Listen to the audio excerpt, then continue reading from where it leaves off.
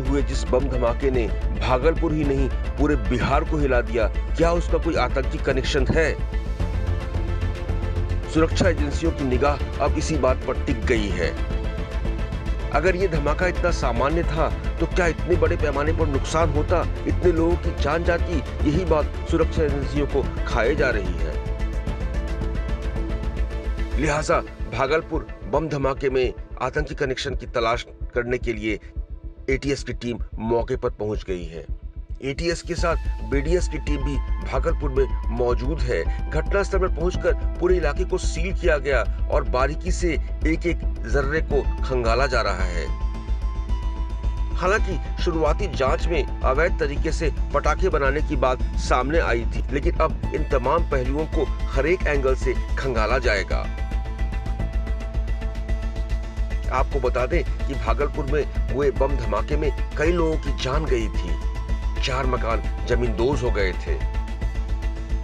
Police प्रशासन ने इस मामले में तातारपुर के थानाध्यक्ष पर कार्रवाई के बाद खानापूर्ति कर दी थी, पर सवाल उठता है कि आखिरकार भागलपुर में हुए इस धमाके का असली गुनहगार कौन है? लेकिन अफसोस कि भागलपुर प्रशासन इस पर मौन है।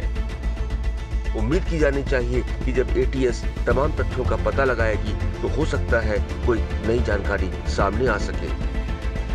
टाइम एट बिहार के लिए भागलपुर से कुणाल शेखर की रिपोर्ट।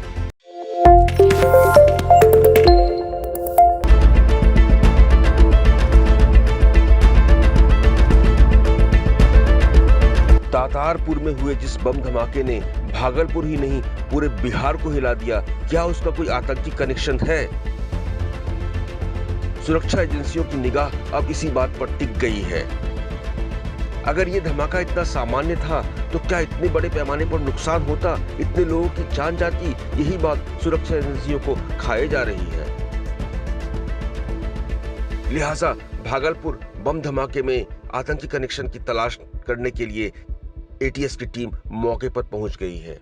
एटीएस के साथ बीडीएस की टीम भी भागलपुर में मौजूद है। घटनास्थल पर पहुंचकर पूरे इलाके को सील किया गया और बारीकी से एक एक जर्रे को खंगाला जा रहा है।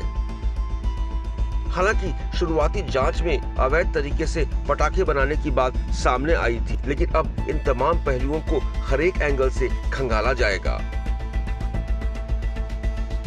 आपको बता दें कि भागलपुर में हुए बम धमाके में कई लोगों की जान गई थी। 4 मकान जमींदोज हो गए थे। पुलिस प्रशासन ने इस मामले में तातारपुर के थानाध्यक्ष पर कार्रवाई के बाद खानापूर्ति कर दी थी, पर सवाल उठता है कि आखिरकार भागलपुर में हुए इस धमाके का असली गुनहगार कौन है? लेकिन अफसोस कि भागलपुर प्रशासन इस पर मौन है। उम्मीद की जानी चाहिए कि जब एटीएस तमाम तथ्यों का पता लगाएगी तो हो सकता है कोई नई जानकारी सामने आ सके। टाइम एट बिहार के लिए भागलपुर से कुणाल शेखर की रिपोर्ट।